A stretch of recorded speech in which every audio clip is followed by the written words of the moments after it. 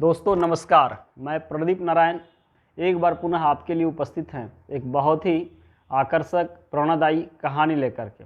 यह कहानी एक इंजीनियर बेटे की है जिसकी माँ बहुत गरीब थी और बचपन के दिनों में उसकी माँ बहुत मेहनत किया करती थी और बहुत मेहनत करके अपने बेटे को पढ़ाने का काम करती थी। उस माँ को यह समझ में आया था उसका बेटा बहुत ही होनहार, बहुत ही योग्य है, इसलिए दिन रात उसकी माँ बहुत मेहनत किया करती थी। बहुत उसका बेटा भी इस बात को समझता था कि मेरी माँ हमारे पढ़ाई के लिए बहुत मेहनत करती है, इसलिए बहुत मन से दिलो जान से वह लड़का अपनी पढ़ाई को कंटिन्यू रखा था। बहुत मेहनत करता है, बहुत पढ़ता है, हमेशा क्लास में टॉप आता है, हमेशा क्लास में टॉप आता है। हुआ यूँ ही लगातार पढ़ते पढ़ते उस लड़के की एक अच्छी जॉब मिलती है। वह लड़का इंजीनियर बनता है, एक अच्छे से कंपनी में उसकी प्लेसमेंट होती है और अच्छा उसे एक पैकेज मिलता है।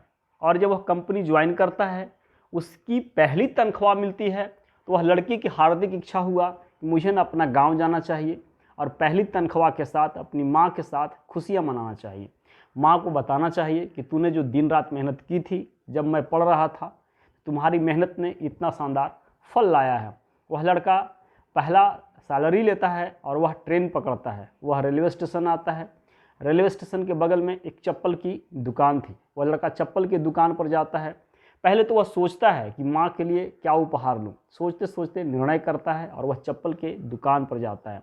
दुकानदार से वह बोलता है, एक जोड़ी मुझे चप्पल दो। दुकानदार पूछता है, क्या आपके लिए? उसने बोला, नहीं, मेरी माँ के लिए।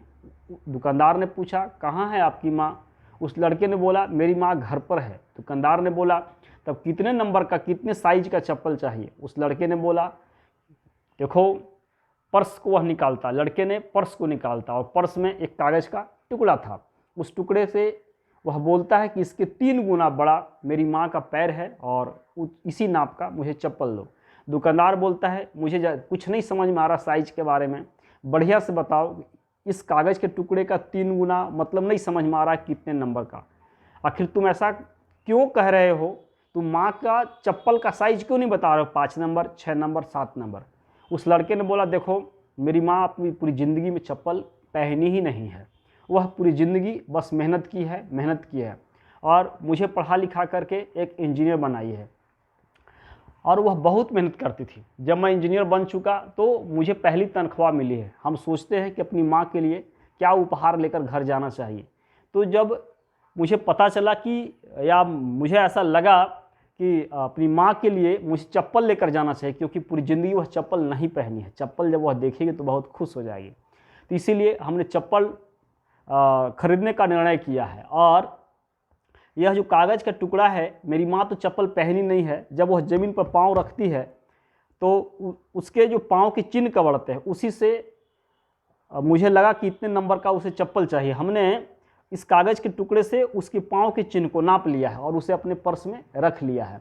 तो इसीलिए एक अनुमानित इसके 3 गुना बड़ा साइज का आप चप्पल हमें दे दो। वह दुकानदार इस बात को जब सुनता है तो बहुत भावुक हो जाता है। उसे लगता है ऐसे भी होनहार समझदार बच्चे होते हैं।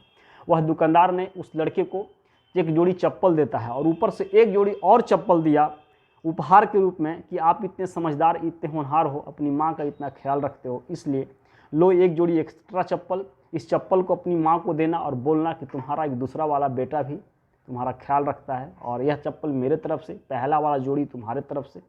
दोस्तों, इसी प्रकार से हमें अपने माता पिता के प्रति, बड़े सज्जनों के प्रति, गुरुजनों के प्रति सम्मान रखना चाहिए, आदर भाव रखना चाहिए, जिससे कि एक सुसज्जित, सुसंगठित, सुव्यवस्थित समाज का निर्माण हो सके, एक नैतिक, शिक्षित, सामाजिक और विकसित समाज का निर्माण हो सके। जय हिंद, जय भारत, वंदे।